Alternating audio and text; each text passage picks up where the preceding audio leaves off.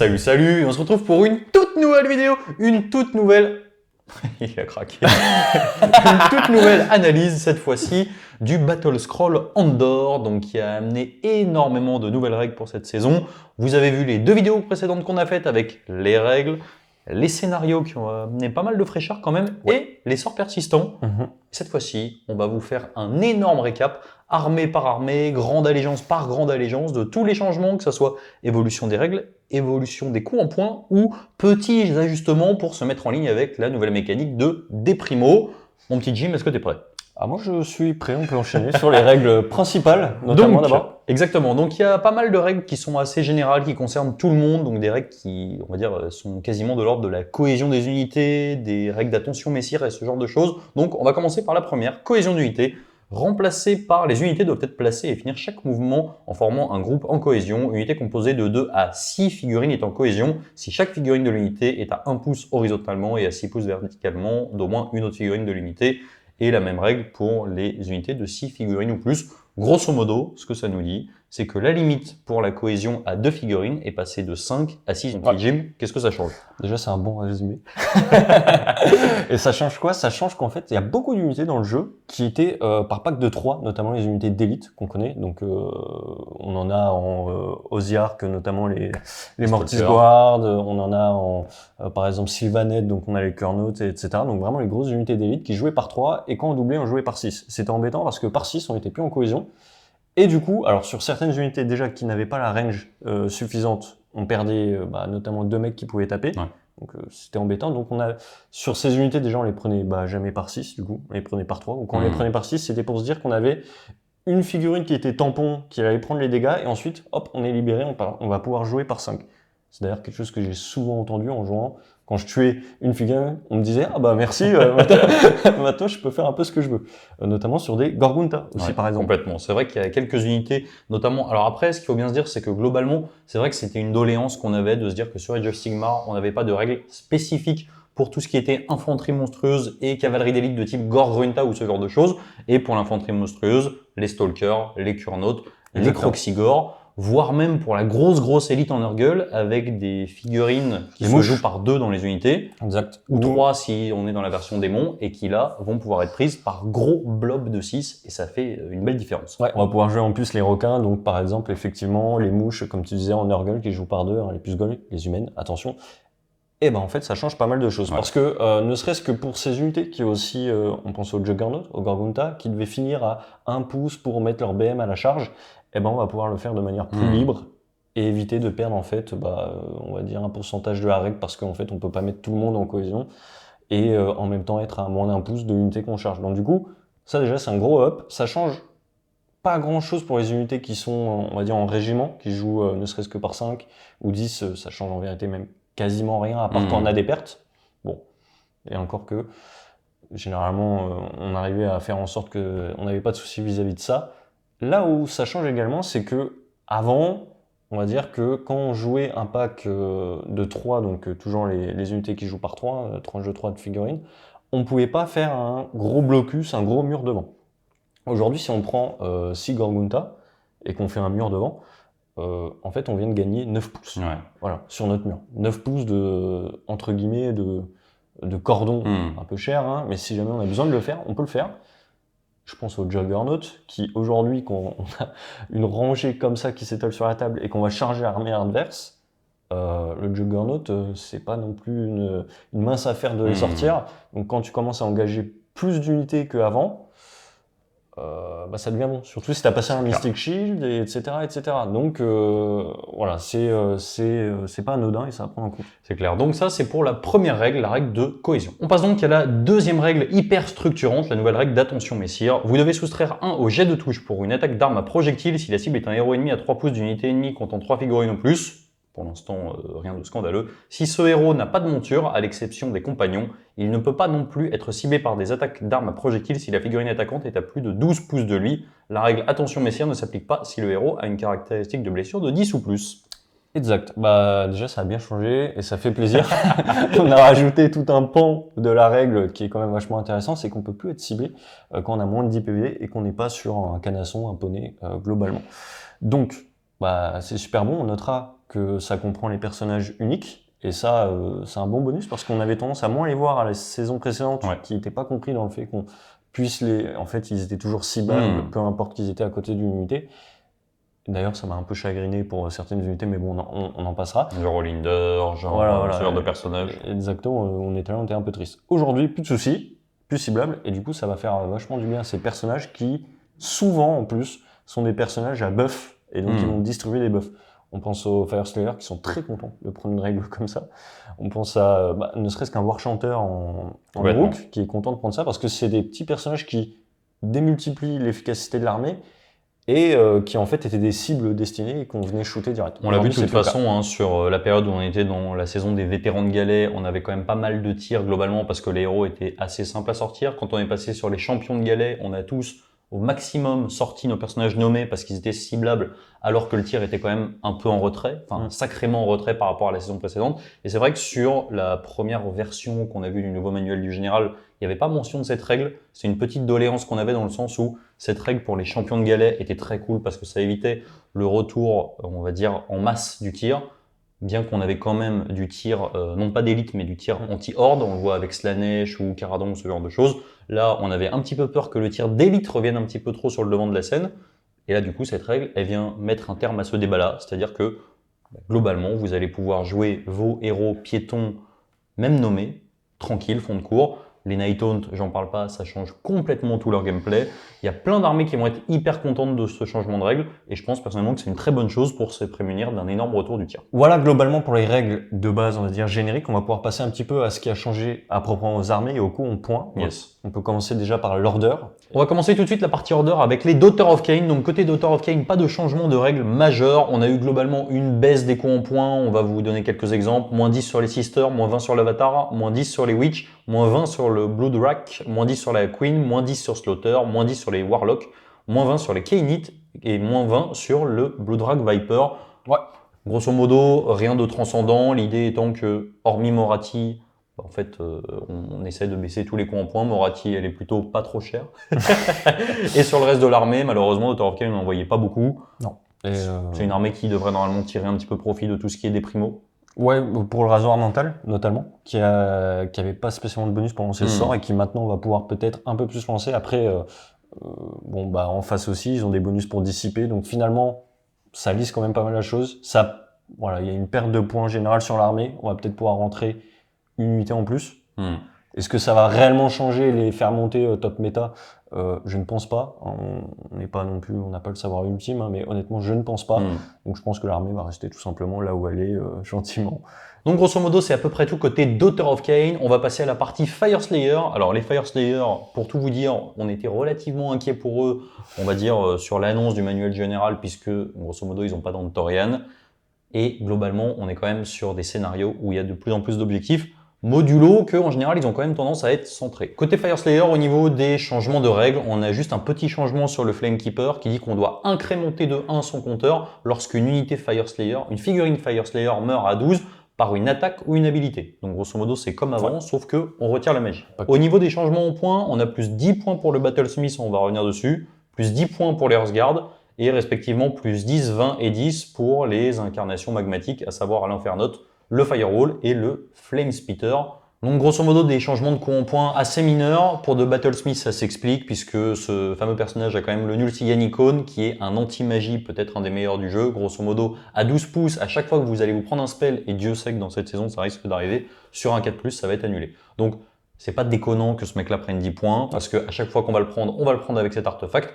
Et le Earthguard Berserker, ça reste quand même une très bonne unité. C'est un garde du corps, c'est super tanky, ça a quand même une ward quasiment native, et Dieu sait que contre la magie, c'est toujours sympa d'avoir de l'anti-BM. Donc, pas de changement drastique au niveau des Fireslayer, un petit réajustement au niveau de ces deux unités. On attaque tout de suite les Idonet Deepkin qu'on avait énormément vu il y a encore quelques mois, de nombreux mois de ça, et qu'on voit quand même beaucoup moins.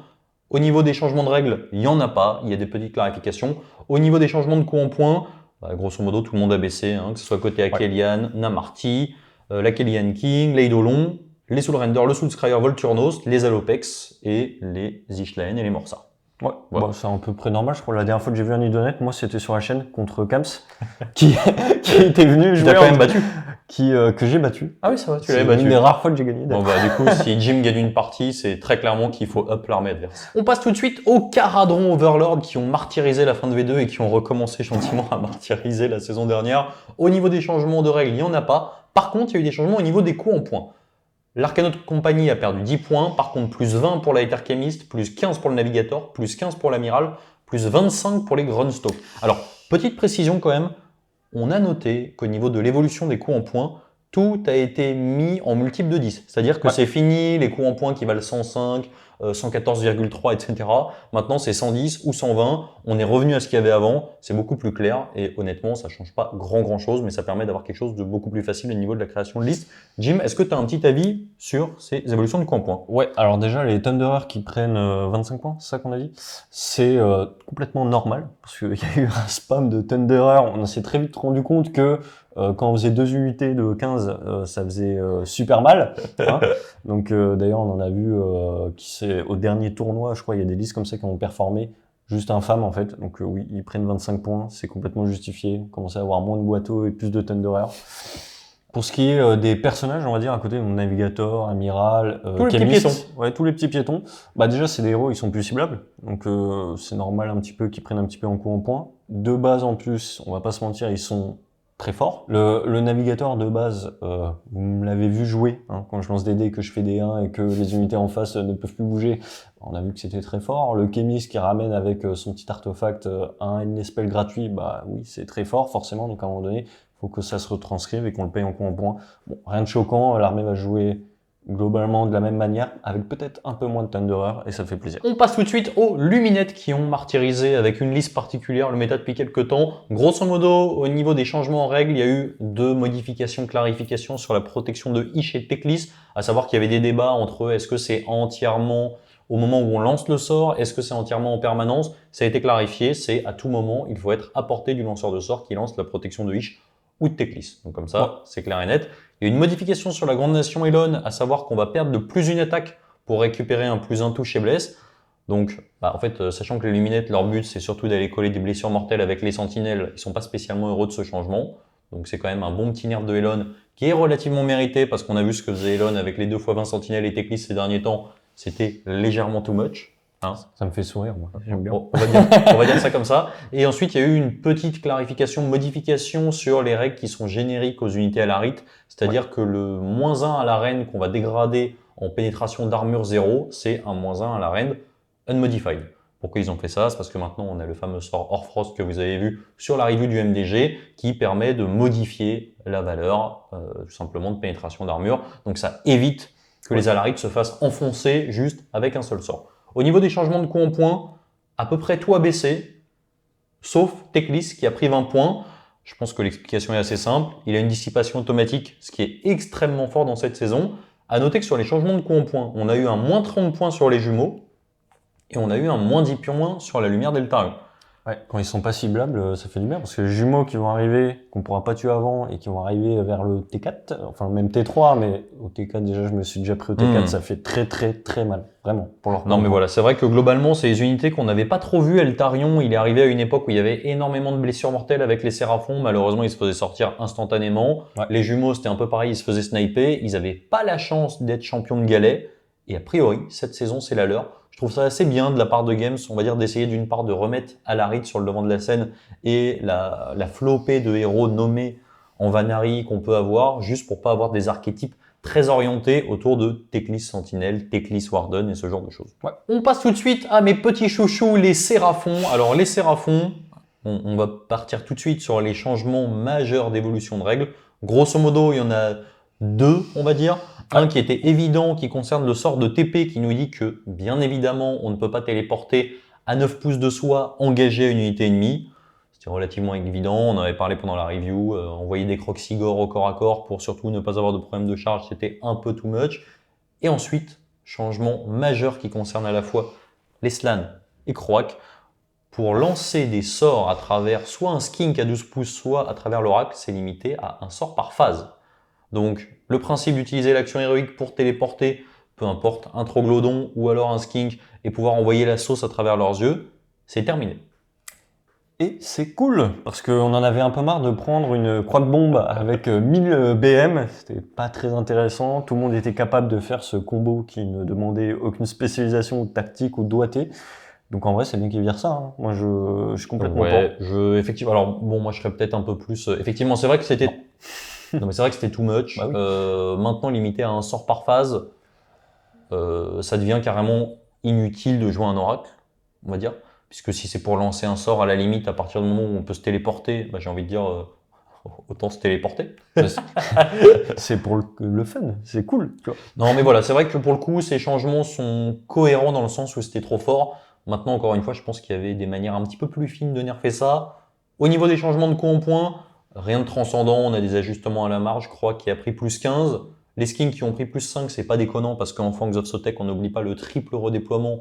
C'est très très costaud. Ouais. Les Saurus Guard qui prennent 10 points. Alors, c'est bizarre, moi j'aurais même tendance à faire l'inverse dans la mesure où les Saurus Guard, j'arrête pas de le dire, mais avoir une unité garde du corps avec une save à 2 qui va être inutile, je trouve ça très cher payé. Ouais. Mais qui plus est, dans une saison où on est protégé par nos unités et nos héros ne sont pas snipables, bon, bah, ça veut dire que maintenant, si on va chercher les Saurus Guard, c'est pour aller chercher des tons à plus de 10 PV pour protéger un Croak, puisque effectivement lui ne bénéficie pas de la règle ou ce genre de choses. Ouais, mais maintenant qu'on peut plus faire la croque-bombe, est-ce qu'on ira chercher un croak systématiquement? Je sais pas. Peut-être pour des héros montés qui, eux, n'auront pas la chance d'être protégés. Ça pourrait Ouais. être intéressant. Voilà. Après, globalement, sur le reste, on a quand même un moins 40 points sur le Stégadon. Et on a des baisses des coups en points des Croxigor qui bénéficient quand même doublement de cette évolution de coups en points et des règles de cohésion. Ouais, complètement. Donc, pour eux, c'est assez cool. Et ensuite, on a pas mal d'ajustements à la marge. Bon, on a une volonté en gros de voir du Serapon un peu plus CAC, donc l'autre partie qu'on n'a pas vue depuis la sortie Voilà. récente. Donc, Ce c'est qui est cool. un peu dommage, puisque si on a envie de jouer une armée de CAC, on ne joue pas Séraphin. On va tout de suite passer aux boîtes de conserve, à savoir les Stormcast. Ouais. Et si je dis pas de bêtises, il y a déjà une petite clarification. Ouais, il y a une clarification sur le Lord Arcanum. Donc, il est dit, il a une habilité qui dit qu'en gros, tu rajoutes 6 pas lorsque tu lances un Eldest Spell à la portée. Ils ont juste fait la clarification parce qu'on le voit venir avec les Joes. C'est vrai que moi, j'avais tout de suite lu la règle. Ça ne marche pas avec les Joes. Voilà, c'est clair, net, Est-ce que tu peux précis. nous rappeler la règle des Jaws? Ouais, la règle des Joes, c'est on va lancer 3 dés. Et donc, ça va déterminer la portée de l'Endless Spell. Et ensuite, quand on va survoler un truc sur 2+, on va faire la différence avec le mouvement et ça sera le nombre de BM. Bon, bah, on rajoute pas 6 BM gratos au fait qu'il se déplace à +6. Il va se déplacer à +6, mais on prendra la somme des 3 Ça dés. sera déjà pas mal. Au niveau des évolutions de coups en points, il y a une baisse globale surtout. Ouais. Même Cron 10 a perdu 30 points. Alors, ça peut s'expliquer dans le sens que déjà de base, on le voyait pas énormément. Et en plus, maintenant, ces bonus au cast peuvent se faire rattraper par des déprimos. Donc Ouais. honnêtement, c'est pas déconnant. À noter quand même que le Knight Incantor n'a pas perdu de points. Qui dissipe Parce autant. que, comme d'habitude, le parchemin, à mon avis, ça va être le meilleur allié pour la plupart des factions de l'ordre. Ouais. Et voilà. Rien de notable, c'est pas l'armée qui va bénéficier le plus de la cohésion, en tout cas dans sa cavalerie lourde. Peut-être justement avec sa cavalerie légère, ça peut être un petit peu plus intéressant déjà. Ouais. Maintenant, voilà. Rien de notable, c'est une armée qu'on voyait moins et qu'on sera très certainement amené à voir un petit peu plus si cette évolution de compoint suit. On passe tout de suite aux Sylvanettes. Alors, les Sylvanettes, avant qu'on ait ce Battle Scroll, on les voyait tout là-haut. Enfin, les Sylvanettes, le Warsong et l'Ariel. Ensuite, on a eu l'évolution au niveau de la cohésion. On s'est dit, les Kurnautes, ils sont dans l'espace. Et ensuite est arrivée la clarification qui paraissait relativement évidente concernant le Warsong à l'Ariel et la branche Witch.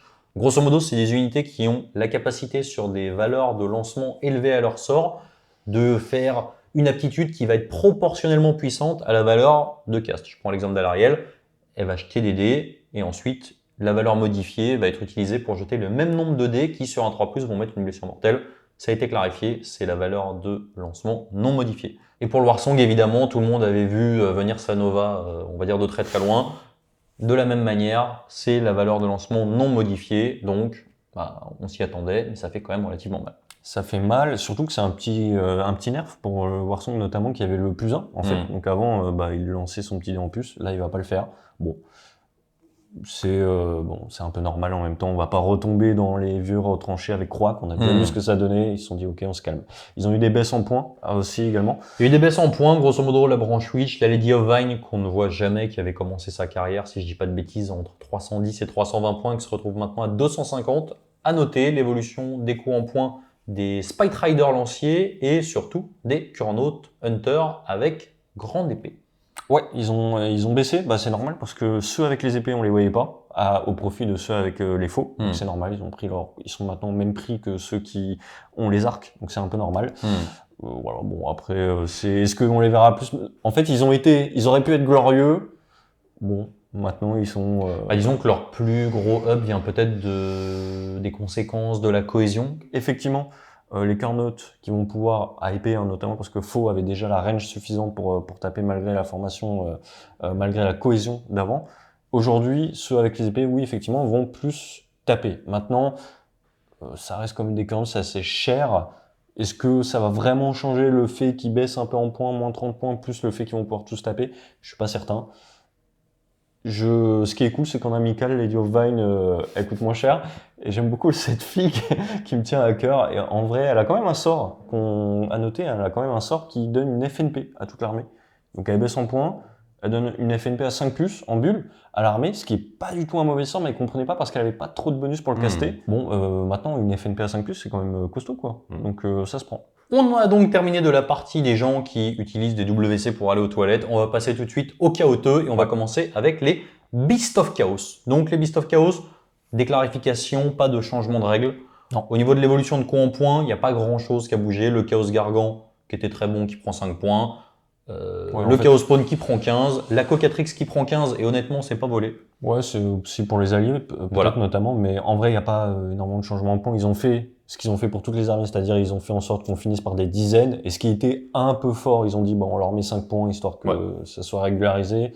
Voilà, 15 points, l'armée change pas. Très concrètement, le cœur de l'armée ne changera pas. On passe tout de suite aux lames de corne. Est-ce que tu peux nous parler des petits changements? Ouais, je vais te parler des Blade of Corn, donc on respecte quand même un minimum. Alors, il y a eu un changement en règle notable pour la première dîme de sang, donc celle qui coûte 1 point. Avant, on avait une règle qui disait on peut bouger 3 unités de D6. Aujourd'hui, on a dit, c'est un peu fort les gars, c'est vrai que c'est l'une des règles les plus fortes. On a dit, bon, vous pouvez le faire 3 fois, ok, pas sur la même unité, et c'est une seule unité à chaque fois, bien évidemment. Donc, c'est pas non plus un grand changement parce que quand on avait besoin de le faire, on pourra toujours le faire sur l'unité sur laquelle on avait réellement besoin.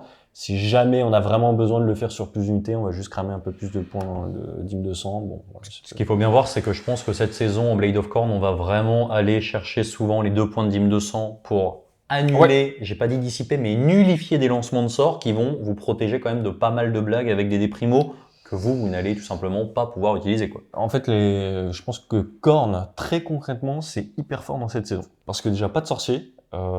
Et en fait, c'est limite un bonus parce qu'ils vont pouvoir, en fait, ils sont bons pour dissiper l'adversaire, donc des armées qui vont se baser sur les sorts. Eux, ils sont bons pour le faire et ils sont toujours aussi bons dans ce qu'ils font de base, c'est-à-dire le corps à corps. En fait, Korn, ça va juste être une superbe armée. Notez aussi que plus l'adversaire va vouloir parier sur des sorts, des trucs, etc. et lancer des sorts sur Korn, sur 5+, on va gagner des points de 200, on va ignorer le sort, etc. En vrai, ils sont vraiment très très bons. Il y a moyen que ça soit très costaud et je pense que eux aussi sont très très très contents de voir la règle d'attention messire qui a évolué. Peut-être que ça va amener à jouer moins de buveurs de sang et plus de piétons. On n'en voyait déjà pas forcément énormément, mais très clairement là, si vous avez le choix entre des petits piétons et des buveurs de sang qui peuvent potentiellement se faire plus facilement sortir, et ça va commencer à se réfléchir et à revoir un petit peu les listes. Au niveau de l'évolution de coût en points, rien de très notable. On a eu des baisses sur 2 des 3 buveurs de sang. Et après, c'est des ajustements à la marge. Plus 10, moins 10. Ouais, c'est des petits changements. En gros, ils ont gardé le buveur de sang qui était le plus fort, le plus joué, le Fury. Il est resté au même coup en points. Ils ont baissé les 2 autres. Ok, normal. Et ils ont juste aussi fait en sorte que tous les prêtres humains, parce qu'avant il y avait une différence de coût en points entre les deux versions, soient au même coup en points, ce qui est normal également, parce qu'avant, du coup, on jouait celle qui était le moins chère, puisque lancer une prière pour moins cher, c'est toujours 10 points de gagné. Donc voilà, c'est tout. Globalement, c'est que ça. Et l'armée, encore une fois, va être, je pense, super forte dans cette saison. On passe tout de suite au Disciple of Tzeentch qui fait partie de ces armées qui vont quand même grandement gagner sur cette saison avec la prépondérance de magie de leur côté. Au niveau des changements de règles, clarification, grosso modo ce que ça dit c'est que pour les dés du destin, on va considérer les dés du destin qu'on utilise comme des valeurs non modifiées. Par contre, on ne pourra pas les remodifier derrière. Comprenez, on ne pourra pas utiliser de dés primo par-dessus ces dés qui seront déjà modifiés. En tout cas, c'est comme ça que je le comprends moi aussi. Voilà, donc au niveau des changements de coût en points, c'est vraiment à la marge. On a des plus 10, moins 10, plus 20, moins 20. À noter que les horreurs ont pris 10 points. Bon, comme d'hab, de toute façon, à chaque MDG, c'est toujours la même chose. Ça démarre, il y en a partout. Et ensuite, on les rééquilibre gentiment. Rien de majeur, hormis cette clarification sur les dés du destin eux-mêmes. Et eux, ils vont beaucoup profiter du fait de pouvoir protéger leurs petits héros qui balancent des BM à tout va, à 18 pouces, tout en étant ciblable que à 12 pouces. Donc du coup, c'est cool. On passe tout de suite aux Zédonites of Slaanesh qui ont martyrisé le méta depuis un certain temps. On va commencer avec les changements de règles. Ouais, ils ont fait une première clarification. C'est alors, ça paraît absolument normal, mais ils l'ont clarifié. C'est que en gros, quand vous faites une proposition de détentation, quand votre adversaire accepte, vous gagnez des 6 points. Ok, dépravation.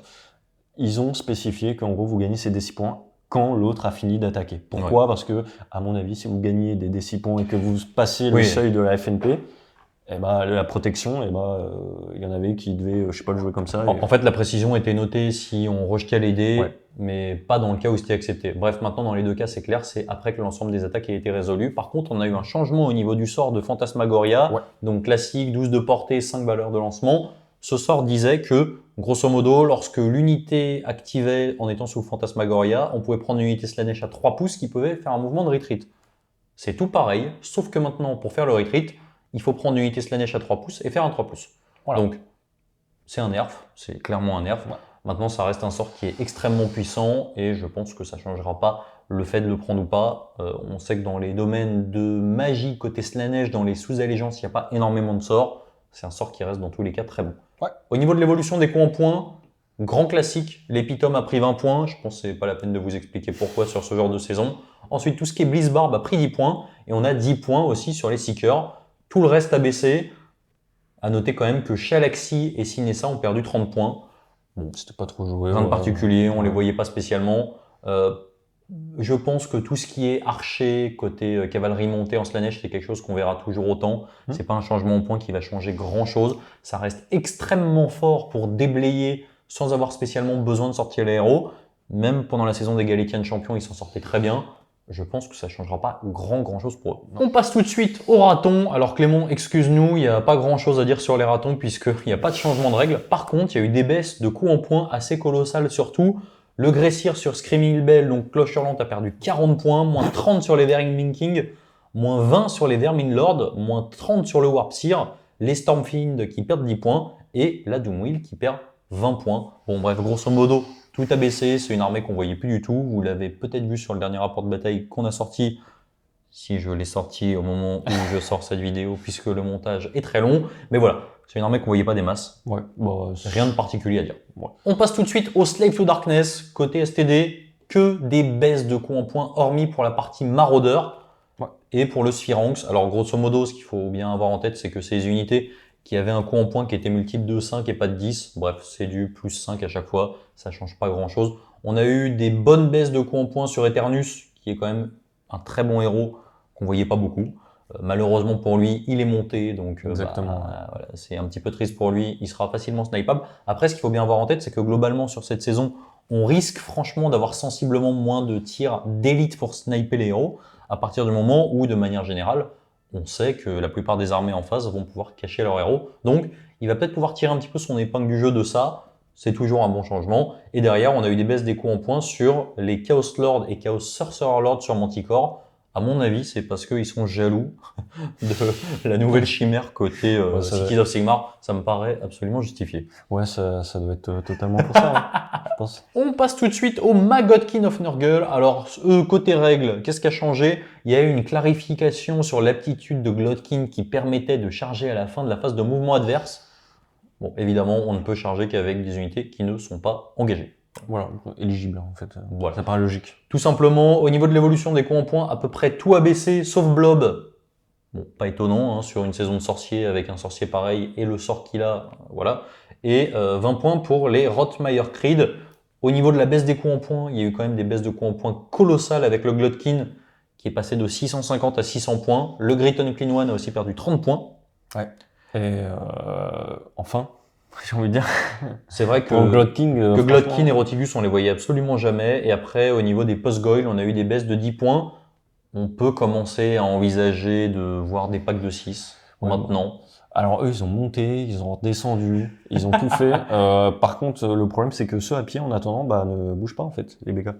Et les BK sont pas si excellents. Donc, l'armée va pas tellement changer, quoi. On jouait déjà des Puce-Go et on va en jouer encore. Bon, j'ai envie de dire, le Glood King, c'est très gentil de l'avoir mis à -50, ça sera pratique pour les parties fun. On pourra mettre un peu plus de trucs. Parce que 600, c'est toujours trop cher, quoi, pour ce qu'il fait. C'est clair. Donc voilà, rien de transcendant côté Nurgle. Malheureusement pour eux, c'est vrai que c'était une armée étalon en ce début de V3. Ils sont un petit peu à la traîne et ils payent un peu quand même le power creep sur la plupart des Battletomes. Ouais. On va tout de suite passer à la grande allégeance de la mort et on va commencer par les Flesh Eater courtes. À noter avant, on va parler de Nagash qui est quand même dans tous les BT de la Death. Donc Nagash a perdu 65 points. Il est passé de 965 à 960. Bon, on va pas se mentir, je pense pas que ça change grand chose pour ce monsieur. Encore pire dans cette saison, je crois. Parce qu'avant, il pouvait s'exprimer et tout le monde se taisait. Maintenant, des petits mecs vont pouvoir s'exprimer devant Nagash. Et du coup, c'est pas bon, quoi. En fait, le problème qu'on a avec cette nouvelle mécanique de déprimo, c'est que effectivement, les bonus de +3 de Nagash étaient colossaux. Il avait sa main de poussière qu'il pouvait quand même lancer sans se faire trop emmerder. En fait, maintenant, déjà, je pense qu'on va avoir un gros retour des dissipations automatiques.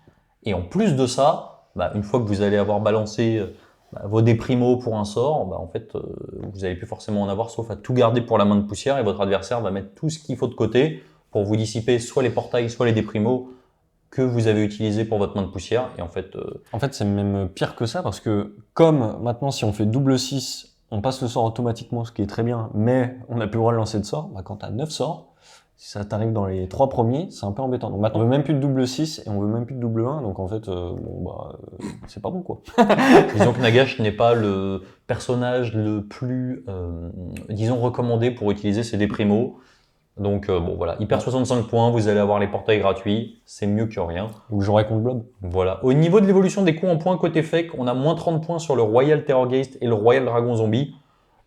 En Crystal Gore, peut-être. Oui, je pense que globalement, on attend la prochaine mouture du Battletome. On attend la prochaine mouture. Voilà. On va tout de suite passer au Night Taunt. Alors, côté Night Taunt, tout a baissé, pas de changement de règles. Par contre, il y a quelques trucs assez intéressants à noter.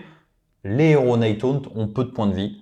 Ils sont quasiment jamais montés, en tout cas sur ceux qui sont utilisés, c'est-à-dire Cruciator, Bourreau, Olinder et puis Guardian of Soul. Donc maintenant, ils vont être protégés par vos unités, avec la règle d'attention messière, donc ça c'est super balèze. Et en plus de ça, petite surprise pour ma part, les Myrmonde Banshee n'ont pas pris de points. Les Myrmonde Banshee ont perdu 10 points sur une saison, globalement. Elles vont servir de parapluie anti-magie. Oui. Donc c'est une très bonne saison à mon avis. Alors effectivement, ça sera peut-être pas la meilleure armée, mais en tout cas, ils ne prennent que des buffs sur cette saison, modulo 2 scénarios de mémoire. Mais voilà. Pour Night Taunt, c'est cool, on a tout qui perd entre 10 et 20 points. Lady Olinder perd 30 points. Elle passe à 310 points.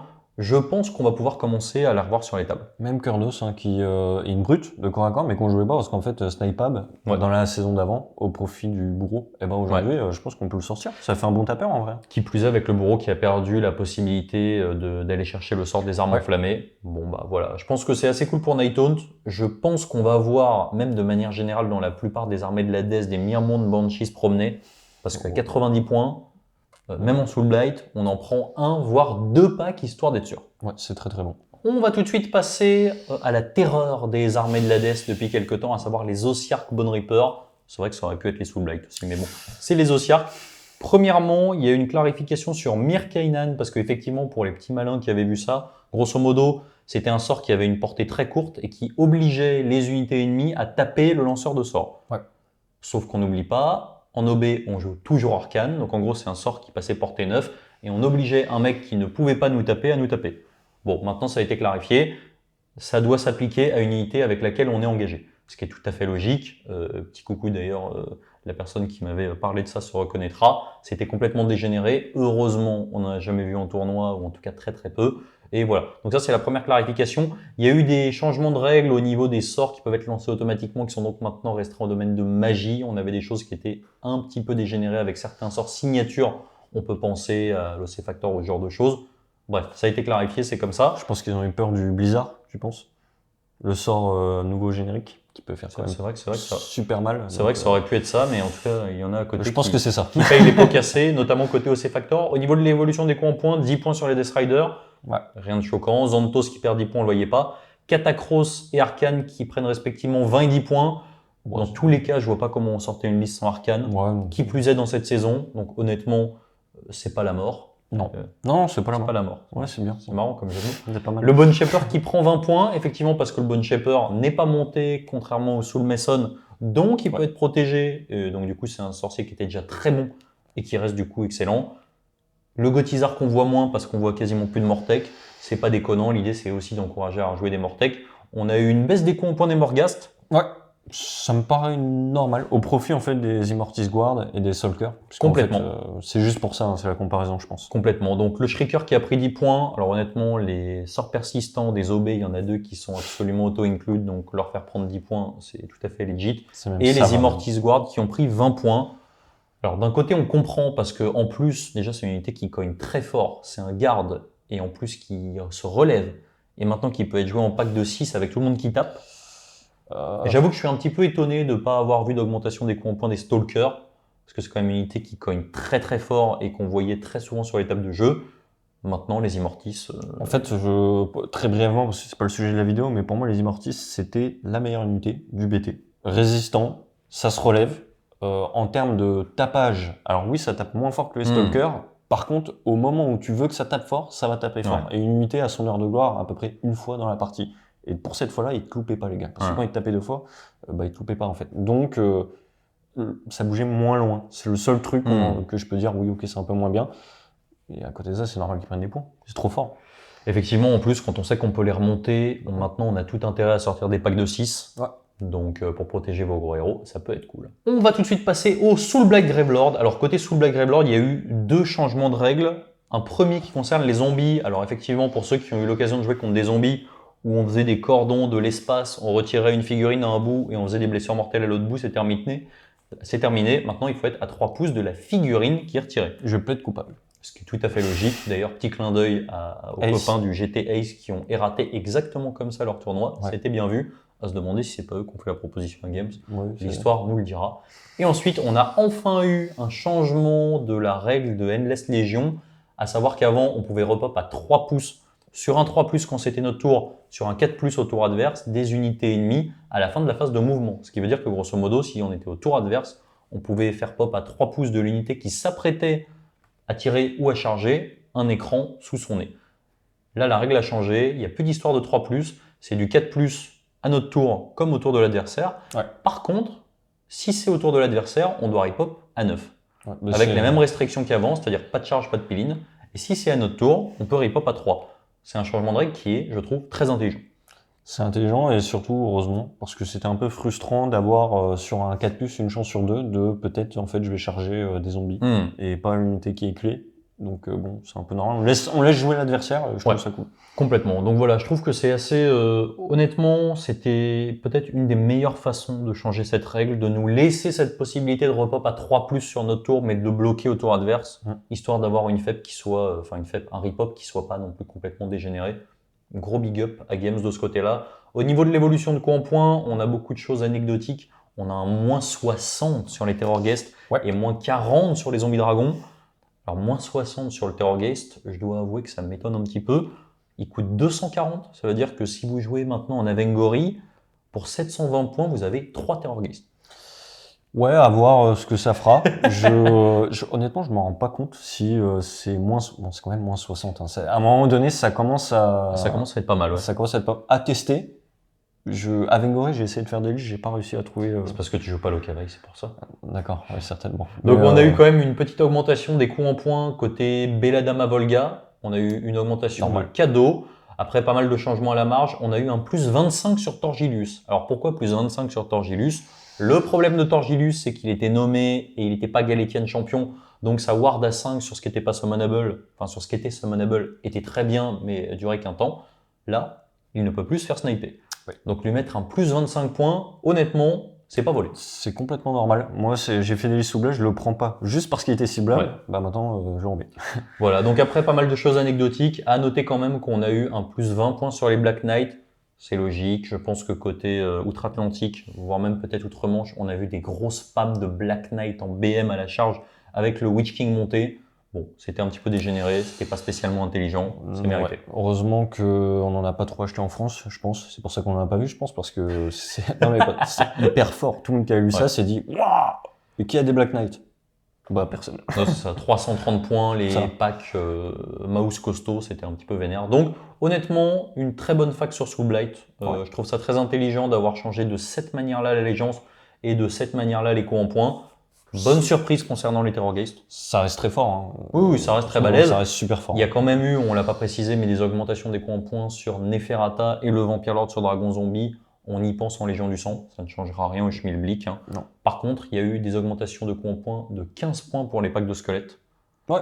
Ça, c'est loin d'être anecdotique. C'est une unité qui était très forte et qui était très forte quand elle était populeuse. Là, votre pack en max effectif, ça va prendre 45 points. Donc, si vous aviez prévu d'en jouer 2 x 30, bah, en gros, c'est typiquement une unité de zombies en moins sur votre liste. Ouais, voilà. c'est un petit ajustement. Ok, exactement. Donc, très bonne fac côté Soulblight. On attaque donc tout de suite la grande allégeance de la destruction et on va commencer par les Gloomspite Gits. Alors, les Gloomspite Gits, c'est clairement trop fort à cause de la partie Squig et un petit peu potentiellement trop fort. On voit que les Troggoths sont juste derrière au cas où il y a un nerf des Squig. Ils ont été assez intelligents déjà pour s'adapter à la saison. À savoir que les deux aptitudes de Skragoth, c'est-à-dire l'anti-artefact sur indice plus est passé en non modifié. On comprend pourquoi, avec les déprimos, on aurait pu péter tous les artefacts du jeu, ça aurait été un petit peu énervé. Et ensuite, son sort qui passe sur du 3 et qui inflige un nombre de blessures mortelles comme à l'Ariel en fonction de la valeur de lancement sur un 3+, a été passé en valeur de lancement non modifiée. Donc un peu à l'image du Warsong, ses bonus au cast, eh ben, tant pis pour lui, il va se les foutre ailleurs. Ouais. Et par contre, bah, évidemment, c'est mieux comme ça. On va pas avoir de trucs dégénérés. Au niveau des changements de règles, on a c'est pas une clarification, hein, puisque c'était vraiment wordé comme ça. Côté Squig Boss, on ne peut plus appliquer à la même phase 2 fois l'effet du Squig Boss pour faire avancer 2 packs de Squigard. Donc l'histoire de faire avancer au même tour de 5 plus D6 2 fois vos Squigard en face de héros, bah, vous pourrez le faire, mais pas au même tour. Voilà. Donc, c'est logique, ça évite de se déplacer 3 fois avant même de se déplacer. Au niveau de l'évolution de coups en points, on va faire un petit peu par thématique. Grosso modo, tout ce qui est Spider-Fang a baissé, tout ce qui est Squig a pas mal augmenté, et tout ce qui est Troggoth a légèrement augmenté. Pour rentrer un petit peu plus dans le détail, on a pris un plus 30 points sur Greencrag the Great. Donc lui, qu'est-ce qu'il dit? C'est un sorcier qui vous permet de manière relativement fiable de faire taper une unité lorsqu'elle meurt. C'était fort. Sauf que maintenant, ce monsieur ne peut plus être snipé, puisque comme d'habitude, il a moins de 10 PV, comme à peu près tous les gobelins de la Terre. Je pense que c'est exactement les mêmes raisons qui ont fait que Skragoth a pris 20 points. Normal. Il est fort, il peut pas être snipé, il va rester longtemps sur la table. En plus, il a un fil no pain à 4, on n'en parle pas. Donc, ça c'est logique. Petite interrogation côté Fungoid, on a le Fungoid qui a pris 20 points. Alors, je comprends un petit peu moins cette augmentation de coût en points. Il peut ramener un PC sur un 4+, très bien, mais si on joue en deuxième et qu'on ne prend pas un Antorian Locus, eh ben on peut avoir exactement la même chose. Et en plus, son anti-snipe à 12, donc c'est pas un anti-snipe, c'est un anti-visibilité à 12, est quand même grandement compensé par la nouvelle règle d'attention messire. Donc, je trouve ça relativement cher payé. On a pris 10 points sur les hoppers, on a pris seulement 10 points sur les Squiggards. J'ai oublié de parler de la dernière règle des Squiggards qui a été modifiée. Les Squiggards, il faut savoir que quand ils fuient sur un 2+, ils pouvaient prendre une unité à 9 pouces et lui coller une blessure mortelle. Ça a été changé. C'est plus du 2+, c'est maintenant passé à 3+. Et en plus de ça, on ne prend plus une unité ennemie à 9 pouces, on prend la plus proche. Et en cas d'équidistant, on prend celle qu'on veut. Donc, il va y avoir 2 fois plus d'échecs. Je pense pas que ça change grand-chose, puisque moi, je voyais quasiment cette aptitude comme un effet qui se coule beaucoup trop fort. Maintenant, entre ça et le fait qu'ils aient pris 10 points, je pense pas que ça change grand-chose. Leur rip-up sera toujours aussi fort. Le trade code qui permet de ramener les packs en ayant 2 essais à chaque fin de nos tours, ça sera toujours aussi fort. Donc voilà. Grosso modo, sur l'évolution des coups en points, c'est ça. On a pris 10 points sur toute la partie troll. On a pris seulement 10 points sur les Gobapalooza. Bon, c'est une unité qui est extrêmement forte, ça rajoute de la rend. Donc c'est à peu près tout concernant Gloom. Ça fait quand même pas mal de changements. Grosso modo, l'armée redescend, c'est logique. Elle était beaucoup trop haute. On voit qu'il y a une volonté de Games de nous amener à pousser un petit peu plus de Spider-Fang et de Moonclan et beaucoup moins de Squig et un petit peu moins de Troll. C'est logique, on voit que ça. D'ailleurs, je crois que les 2 premiers au championnat du monde jouaient des Gloom et pire que des Gloom, ils jouaient que des Squig. On passe tout de suite au Zogormo Tribe. Mon petit Jim, est-ce qu'il y a eu des changements de règles? Alors oui, déjà ils seront moins saqués par les OB, hein, si certains ont vu le rapport de bataille. Non, plus sincèrement, il y a eu une baisse sur les Iron Guts, ça tombe bien, 270 points, c'était beau, c'était très cher, on va dire, surtout dans une armée d'élite, moins 30 points, 240, ça t'a quand même super fort, donc c'est cool. Les gloutons ont également perdu des points, tout a un petit peu perdu des points, pas de règle particulière qui a changé.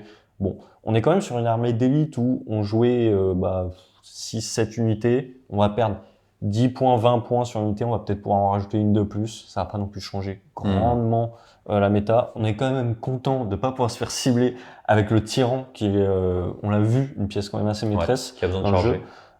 À voir si la cohésion fait qu'on va un peu plus voir la cavalerie ressortir, vu qu'il se joue par 2 et donc possiblement par 6. Est-ce que par 6 ça a un vrai impact? Je saurais pas le dire, très honnêtement. On va voir si ça va permettre un peu plus de jouer ces petits gars qui sont quand même assez sympas. On verra bien. Et à noter quand même qu'on a eu une augmentation des coups en points d'Estonant Beast Rider, puisque apparemment ces messieurs étaient légèrement spammés outre-Atlantique et étaient un petit peu trop forts. Ouais, en France, beaucoup moins. Donc, bon. Pour une fois qu'on ne spamme pas. Doucement. On va tout de suite passer aux Zorouk Clans qui font partie des grands gagnants de ce Battle Scroll. Déjà, premièrement, ils ont récupéré 2 tactiques de bataille. Une pour la partie Cruel Boys qui vous dit que vous allez devoir avoir toutes vos unités Cruel Boys à 3 pouces d'un décor, mais aucune engagée. Et une autre côté Iron Joe, qui est très dans le thème Iron Joe, qui dit qu'à la fin du tour, vous devez avoir 2 unités au milieu de la table. Donc voilà. Au niveau des changements en points, alors, on a eu des changements mineurs. On a eu quand même un moins 40 sur Gordrakk et un moins 30 sur le Megaboss sur Mokrusha. Et un petit plus 20 sur le Slogot. Ouais. Alors, pour ce qui est des tactiques de bataille, normal qu'ils en rajoutent. C'était l'un des rares BT, si je me trompe pas, à avoir. Parce que comme on joue soit Iron Joe, soit Bone Splitter, qui d'ailleurs, on note, n'a pas eu de tactique. Jamais. On sait pas. Ils ont pas besoin, visiblement. Et les KB, donc les Cruel Boys, n'avaient qu'une tactique chacun, en réel, plus celle de la Big Wag. Donc en fait, il y avait 2 tactiques dans leur BT, ce qui était peu en comparaison des autres BT. Ils en ont rajouté une par grande section, Iron Joe et KB. Cruel Boy, c'est normal. Les Cruel Boys, on va noter quand même qu'ils prennent un bon up dans cette saison, notamment pour la bouche de Mork, qui est complètement hallucinante, vu que je vais te laisser expliquer la nuance. Alors moi, effectivement, sur Gobsprak, donc qui est le sorcier, donc vous avez 2 versions, vous avez la version corps à corps et la version sorcier nommé, donc Gobsprak qui est sur son piaf. Grosso modo, vous l'avez vu, que ça soit côté Sylvanette, côté Luminette, côté Squig avec Sragot. Grosso modo, tout ce qui est relatif aux valeurs de lancement et de dissipation de sorts sont passés en non modifiés. Faut savoir que Gordrakk, il a 2 capacités. On va dire 3. La première, c'est qu'il a une Ward Assist, ça c'est cool. Il a une deuxième capacité qui lui permet de dissiper à 3d6 une fois par partie. C'est pas mal. Mais surtout, il a une capacité qui dit que lorsqu'il dissipe un sort à un adversaire, il va prendre D3 blessures mortelles. Et lorsqu'il dissipe ce sort avec une valeur de dissipation de 10+, l'adversaire, le sorcier adverse va prendre des 6 blessures mortelles. Honnêtement, quand je me suis baladé sur Gloomspite, sur Sylvanette, je m'attendais évidemment à voir cette capacité passer en unmodified, puisqu'on n'oublie pas qu'on peut rajouter des déprimos. C'est pas le cas. Donc aujourd'hui, c'est normal. Gobsprak, il a perdu 20 points. Oui, c'est normal. Il peut quand même se faire sniper, heureusement. Mais si vous n'avez pas la capacité de le sortir au tir, il va simplement utiliser ses déprimos pour vous faire des dissipations de sauvages. Et vous allez avoir vos sorciers qui vont prendre des décibm cache pistache à chaque fois. Alors, je dirais même plus loin, c'est que on va jouer KB maintenant et on jouait de façon avant. Je trouve que c'est la meilleure allégeance, dans l'allégeance qui permet de juste ne pas être visible à tous pas. Donc tout le monde, les gros, les petits, pas visibles. Donc les sorts, ça marche pas non plus. Ceux qui ont besoin de visibilité. Donc il va être au fond de la pampa, à 30 pouces des sorciers adverses. Et à dissiper YOLO. Et on pourra pas le toucher, ce petit gars. Il faudra venir le chercher derrière vos écrans qu'il y aura devant. Donc en gros, moi j'en ai déjà un qui a tenu jusqu'à T5. Bah il est cool, hein. Non, mais c'est clair que si vous avez la capacité de dissiper les sorts avec des 10+ à la carte en utilisant les déprimos, bah en fait, ça peut être absolument colossal, quoi. Donc voilà. C'est en vrai, je suis vraiment content parce que l'armée ne fait que prendre des buffs depuis un petit moment et je trouve qu'honnêtement, aujourd'hui, elle est vraiment pas déconnante. Genre, vraiment, on peut la jouer. Et je pense qu'on peut même l'avoir en compétitif et qu'elle peut sortir son épingle du jeu. Je suis assez d'accord. Après, je pense quand même que c'est un oubli côté games, cette valeur de 10+, parce que ça paraît complètement dégénéré. Ils ont bloqué toutes les mécaniques de déprimo, sauf celle-ci. Alors je sais, tu m'as tapé dessus sur Seraphon. Là, moi, je te maintiens que c'est un oubli de la part de Games. Non, je pense pas. Parce qu'en fait, ils y ont pensé pour le lancement de sort. Mais là, c'est une dissipation, ça n'a rien à voir. Ça n'a rien à voir. Donc, voilà. À noter aussi quand même que la seule unité qui a pris des points, c'est le Slogot. C'est pas déconnant. Le Slogot, c'est quand même pour moi le meilleur allié qu'on puisse prendre typiquement au Gloomspite. Alors les Glooms ont pris des points. On va pouvoir potentiellement rentrer un Slogot qui va filer un +1 à la touche à tous les alliés à 18 pouces. Donc en fait, c'est nickel. Et sinon, je pense que la deuxième meilleure chose qui soit arrivée à ce BT, c'est simplement la nouvelle règle de cohésion qui va vous permettre de sortir les Gorgrunta par 6 de front. Et ouais. Voilà. Et c'est, encore une fois, c'est très large. Ouais, ça prend de la place. Donc honnêtement, c'est un BT qui se prend des bons buffs de manière indirecte sur la partie Iron Joe, sur la partie alliée et sur la partie dissipation avec Gobspike. Même les tactiques de bataille, encore une fois, c'est pas anodin. En avoir une de plus faisable. Surtout qu'elles sont quand même compliquées, celles de cette saison. C'est clair. Et maintenant, on en a 3 en Krugboy notamment qui sont quand même bien faisables dans le BT, donc c'est cool. Et enfin, on va terminer avec les Sons of Behemoth. Alors, on va pas se mentir, je pense qu'on peut faire ce qu'on veut au niveau des coups en points cette saison sur les SOB. Ça ne les ramènera pas dans le jeu. Ils n'ont pas d'Antorian Locus, ils n'ont pas de sorcier. S'ils veulent aller récupérer un sorcier, ça leur coûte un Arcane Top, donc ça veut dire qu'ils vont pas récupérer l'optimisation unique. Bref, c'est une catastrophe. À noter quand même qu'il y a eu un petit changement au niveau de Brod, puisque maintenant, il peut être pris en général, ce qui n'était pas possible, puisque ce monsieur est arrivé... Après tout le monde dans les différentes tribus qui t'imposaient de prendre un Gatebreaker pour la tribu des Gatebreakers, ainsi de suite, etc. Il peut être pris. Voilà. Et ensuite, il y a eu des changements sur les coups en points. Donc tout le monde a pris entre -20 et -30. Ça change pas grand-chose. Dans tous les cas, vous pourrez pas rentrer d'unités supplémentaires. La seule chose que ça implique, c'est que, grosso modo, vous pourrez jouer Brod et 3 gros à côté. Donc c'est bien. Maintenant, je pense pas que ça change quoi que ce soit pour eux. Il y a eu quand même des changements sur les bataillons. Ils ont 2 bataillons qui avaient des effets au choix. Maintenant, vous pouvez prendre les 2 effets, c'est-à-dire en one drop plus magnifiant. Bon, voilà, ça changera pas grand-chose pour eux. Honnêtement, je pense que c'est vraiment pas leur saison. Encore une fois. Encore une fois. On en a donc terminé de cette review du Battle Scroll Andor. Mon petit Jim, qu'est-ce que tu penses des changements surtout inhérents aux règles et pas spécialement sur les évolutions des coups en points des différentes armées, mais que ça soit cette règle de cohésion, cette règle d'attention messire? Quel est ton avis? Bon, pour moi, la règle la plus impactante, c'est l'attention messire, qui va permettre enfin de pouvoir jouer des héros, notamment nommés, parce que moi, ça me faisait un peu mal au cœur de ne pas pouvoir jouer certains héros nommés, tout simplement parce que je me les faisais sniper. Quand tu joues sous Blight, quoi, quelle honte. Ouais, tu joues sous Blight et tout. Franchement, non, vraiment, c'était compliqué. Aujourd'hui, on va pouvoir sortir ces héros sans rougir, et c'est cool en fait de se dire qu'on va pouvoir enfin jouer des armées avec des leaders charismatiques qui vont pas sortir juste parce qu'on va te sniper au milieu. J'espère que ça va pas apporter trop de déviance sur des petits héros. Je pense à Zench qui quand même va pas mal atomiser à 18 pouces sans être ciblable. Bon, à voir. Je me rends pas compte aujourd'hui encore avec le recul. On n'a pas de recul, donc difficile de se rendre compte si ça va vraiment être trop. Auquel cas, peut-être faudra faire des petites clarifications de règles, j'en sais rien. Mais dans l'ensemble, c'est super cool. La cohésion, ça va simplement enlever quelques nœuds au cerveau. Ça va pour certaines armées, pas toutes, avoir un petit impact, pas non plus énorme. Il y avait beaucoup d'unités élites maintenant qui tapaient sur 2 rangs, etc. Moi, c'est surtout pour la place sur la table où j'ai hâte de voir les possibilités qui vont souffrir quand on a quand même les Juggernauts. Encore une fois, je reprends, mais si Juggernauts, ça prend une place monstre sur la table. S'il n'y a pas de volant en face, va passer ce mur. Et si t'en mets 2, va passer ces 2 murs. Non, c'est clair. Honnêtement, je pense que c'est vraiment des changements qui sont assez fins. Effectivement, on s'était fait la remarque au moment de l'analyse des règles du manuel général que la règle d'attention messire, enfin, la règle des Galétianes champions qui sautaient, c'était dommage parce que trop de tirs, ça a été changé. On avait aussi la doléance de ne toujours pas devoir de règles concernant l'infanterie monstrueuse et la cavalerie d'élite. En fait, on n'a pas encore ça, mais on a quand même un petit changement qui va dans ce sens avec les nouvelles règles de cohésion, qui passe juste de 5 à 6 pour les unités qui se jouent par multiple de 3. Honnêtement, c'est du très bon. Ils ont nerfé les mécaniques qui étaient abusées. Je trouve qu'ils ont nerfé ça de manière très intelligente concernant typiquement les Soul Blight, de manière, alors je vais pas dire moins intelligente, mais de manière en tout cas plus violente concernant les Séraphons et d'autres armées. Voilà, ils ont su être super efficaces Sur les modifications au niveau des War Scrolls pour pas rendre les déprimo complètement dégénérés, modulo sur Gobsprak encore pour l'instant. Mais sinon, voilà. Honnêtement, je trouve que c'est vraiment un très bon Battle Scroll.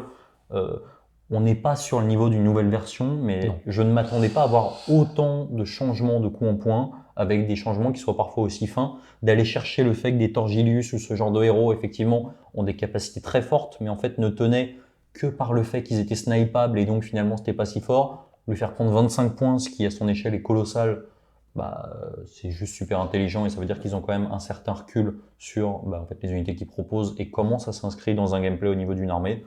Bref, moi j'en suis absolument juste super content. En tout cas, on en a fini de cette review du Battle Scroll. J'espère que ça vous a plu. Comme d'habitude, si vous voulez nous soutenir les petits potes, on a besoin de vous. Vous avez le Tipeee et les partenaires Crank Wargame et My Hobby Place. Et surtout, je vous invite à nous suivre sur Twitch puisqu'on fait des lives quasiment tous les jours désormais. Tout est en description. Comme d'hab, je te remercie mon petit Jim. J'espère que ça vous a plu et je vous dis salut. Salut!